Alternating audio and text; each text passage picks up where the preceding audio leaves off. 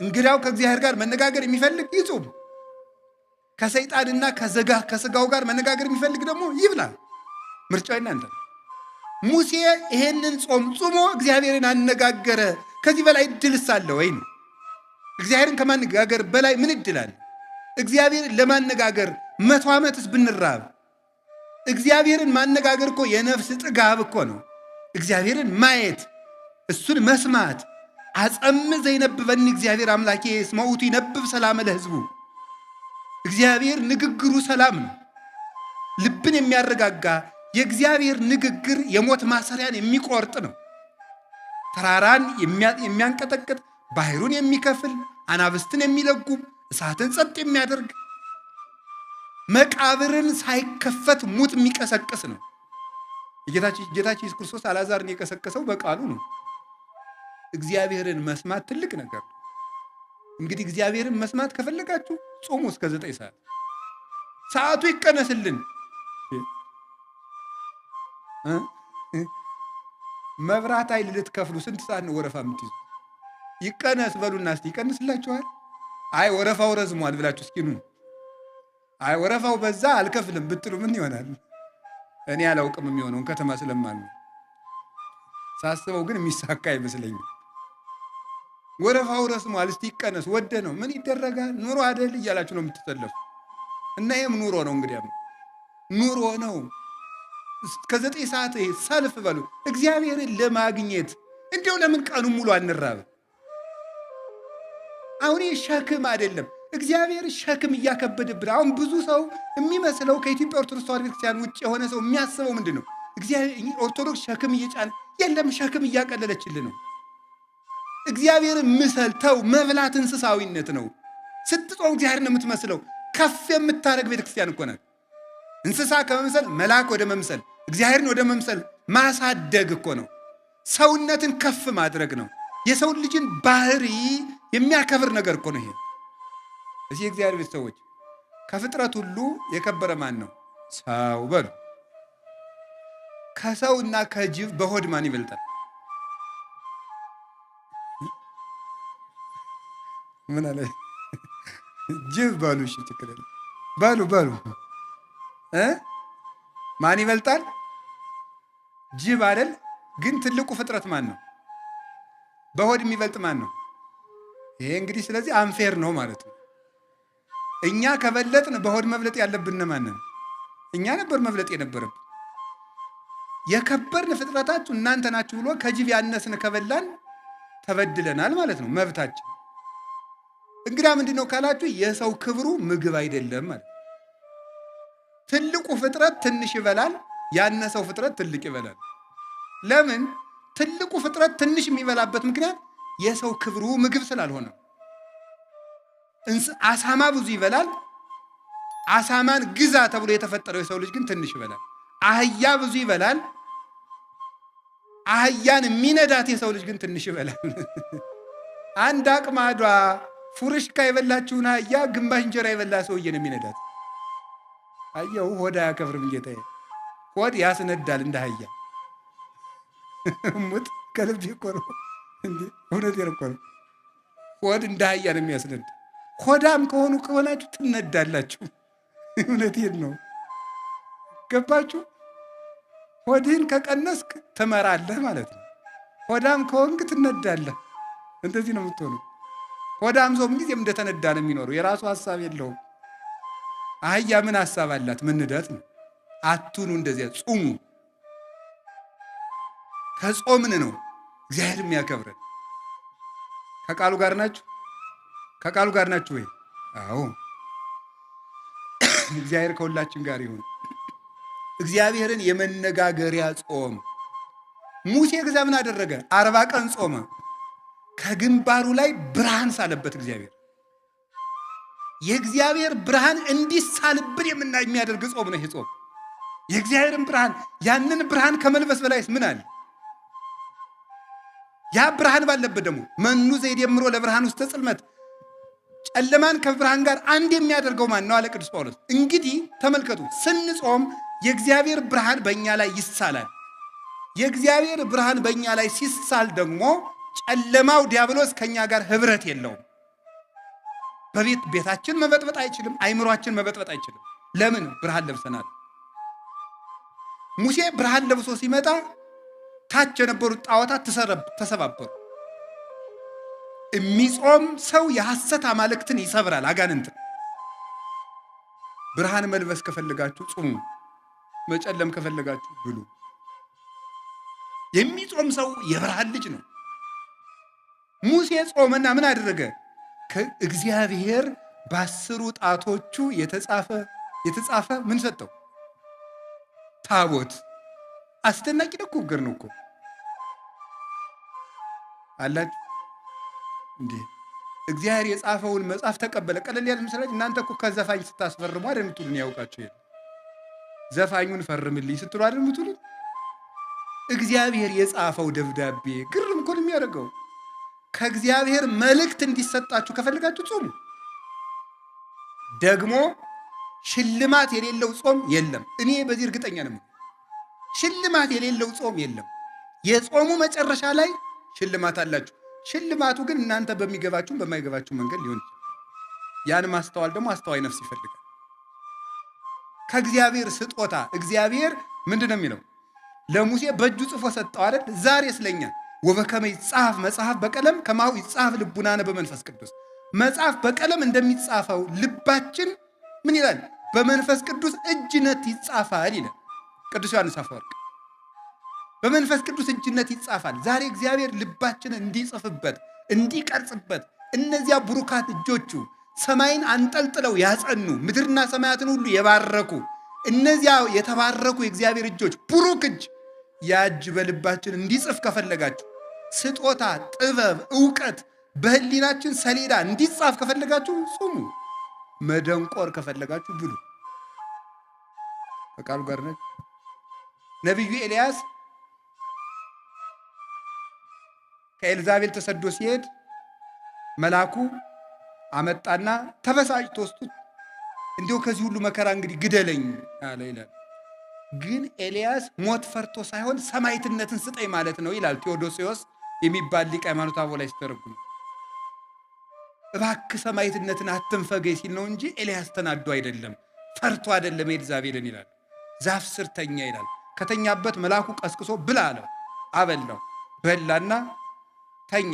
ብላ አለው፣ አበላው። 2 ጊዜ አበላውና ኤልያስ 40 ቀን ተጓዘ። 40 ቀን ተጓዘና 40 ቀን ጾሞ ወደ ብሔረ ሕያዋን በእሳት ሰረገላ ዮርዳኖስን ተሻግሮ ተነጠቀ። ጾም ምን ያደርጋል ስትሉኝ ወደ ሰማይ ይነጥቃል። ጾም ምን ያደርጋል ስትሉኝ ሞትን ይቃወማል። ኤልያስ 40 ቀን ጾመና ከሞት ዓይን ተሰወረ። ከዓይነ ሞት ይሰውራችሁ ይላል የገጠር ሰው ሲመርቅ፣ ይሰውረን። እንግዲያማ ሞት እንዳያየን ከፈለጋችሁ ጾሙ። ከዓይነ ሞት ተሰወረበት፣ ወደ ሰማይ ተነጠቀ። ከፍ ያለ ልልና የሚሰጥ ጾም ነው። አሁን ይህንን ጾም ስንጾም እንደ ሙሴ ብርሃን ሳልብኝ፣ ቃል በቃል አነጋግረኝ፣ መልእክትህን በልቤ ጻፍልኝ፣ እንደ ኤልያስ ከሞት ሰውረኝ፣ ወደ ሰማይ ከፍ አድርገኝ ማለታችን ነው ስንጾም። ትልቅ በረከት እኮ ነው እግዚአብሔር እየሰጠን ያለ። ጾሞታል። ነቢዩ ዕዝራ እስራኤል በ580 ዓመተ ዓለም ጌታ ከመወለዱ በፊት ባቢሎን ተማርከው ኑሮ 70 ዓመት በምርኮ ከኖሩ በኋላ ሲመለሱ ናቡከደነጾር ያቃጠላቸውን መጻሕፍት ሁሉ በመጽሐፈ ዕዝራ ሱቱኤል ላይ እንደተጻፈው 40 ቀን ጾሞ ገጽ በገጽ 70 ዓመት ተቃጥለው የቆዩትን መጽሐፍት መንፈስ ቅዱስ በዓይነ መነጽር የመጻሕፍቶቹን ገጽ እየነገረው ሙሉ መጻሕፍትን ብሉይ ኪዳንን አጽፎታል። እንግዲያውማ የጠፋ ምስጢር የሚገልጥ ጾም ነው። ጾም ከመጻሕፍት ጋር ያገናኛል። ህሙግ መብል የሐምግ ልበ፣ የደፈረሰ ምግብ ልብ ያደፈርሳል ይላል ደረጃ ትንቢተ ዳንኤል ላይ።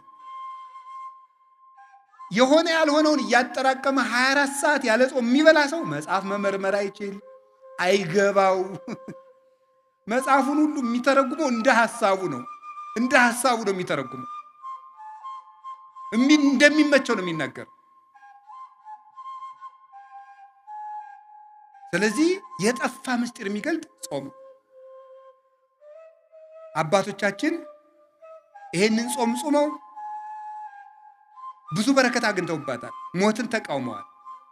አስቴር ይሄንን ጾም ጾማለች 3 ቀን። አስቴር 3 ቀን በመጾሙ ያገኘችው ምንድነው?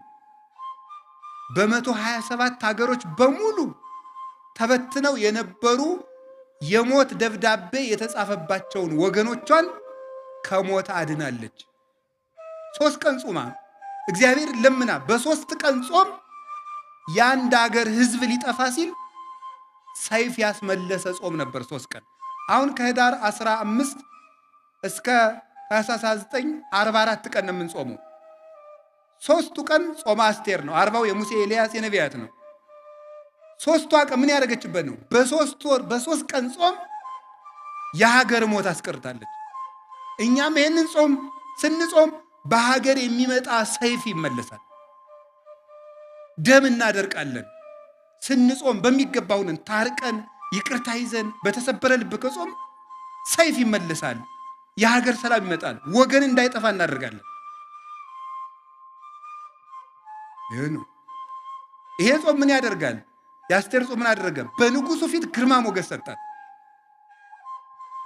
የአሕዛብ ሚስቶች ባሎቻቸው ሳይጠሯቸው ከመጡ ይገደላሉ። 3 ቀን ጾመችና እግዚአብሔር ሆይ ግርማ ሞገስ ስጠኝ አለችና ንጉሱ ሳይጠራት ከንጉሱ ቤት ሄደች። በደስታ አነጋገራት። በሚገላት ንጉስ ፊት በምትገደልበት ርዕሰ ጉዳይ ሽራ ሂዳ ግርማ ሞገስ ያገኘችበት የ3 ቀን ጾም። ግርማ ሞገስ፣ መወደድ። ግርማ ማለት በመጽሐፍ ቋንቋ ብዙ ትርጉም፣ መፈራት፣ መወደድ፣ ባለሟልነት ተብሎ ይተረጎማል። መወደድ ራሱ እንዲያው አንዳንድ ሰው አለ እኔ እንዲያው በየሄድኩበት ሰው አይወደኝም የሚል ሰው ጾም። እውነቴን ነው። አስቴርን እኮ አሕዛባዊ ንጉሥ ወዷታል። እንዲያው በየሄድኩበት አይወደኝም፣ መስሪያ ቤት ስሄድ አልወደድም፣ በየሄድኩበት በር ይዘጋብኛል። ጾም አዛኘን ከልብ። ከጾማችሁ ሰው ይወዳችኋል። ከጾማችሁ መልአክ አለላችሁ። ያ መልአክ የንጉሱን ልብ ያራራዋል፣ ይንደዋል፣ እንደሞላው እንደ ኤርትራ ባህር ይከፍለዋል ልቡን። እናንተ በዚያ መሃል ሰንጥቃችሁ ትቸገራላችሁ። መወደድ ይሰጣል እግዚአብሔር። በጾም መወደድ ይገኛል። መወደድ፣ መታፈር፣ መከበር። ጭብጥ የማታክሉ ሰዎች ናችሁ እንደ ሺህ ትፈራላችሁ ስትጾሙ ነው። አቡነ ሐራ ድንግል ኢትዮጵያዊ ጻድቅ ሲጾሙ እየኖሩ በቀን የሚመገቡት አንድ ኮል ምንድነው እንኮይ ነው የሚመገቡት። አንድ ወይሽ በእናንተ ቋንቋ አንድ አፕልም በሉ፣ ችግር የለም። አፕል እኮ እንደ አፕል አይጣፍጥም። አንድ ፍሬ ነው የሚበሉት። በዘመኑ የነበረው ንጉሥ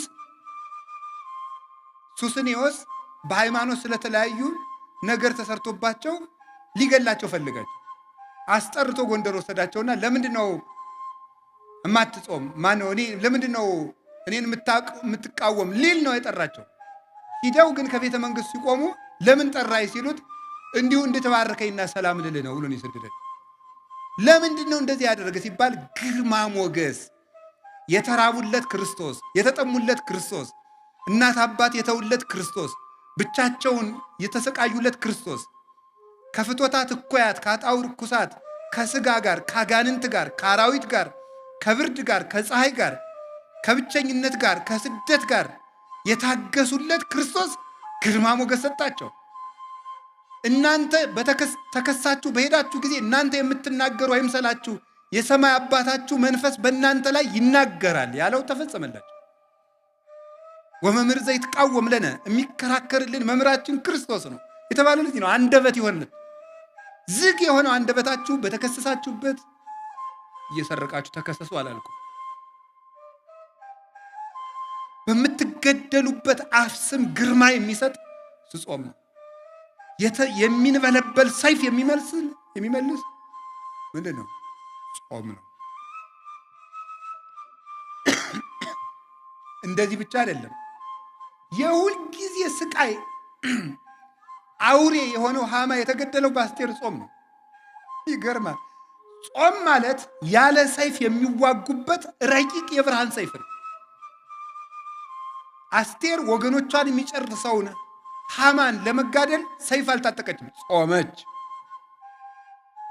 ስትጾም እሷ ሰይፍ ሳታነሳ የእሷን ወገኖች የሚገለው ሐማ ራሱ የእሷን አጎት ሊሰቅልበት ባዘጋጀው እንጨት ተሰቅሎ ሞት። ለሚመለስ ጠላት ልብ የሚሰጥ ልቡ ለደነደነ ጠላት ደግሞ የሚዋጋ ሰይፍ ጾም ነው።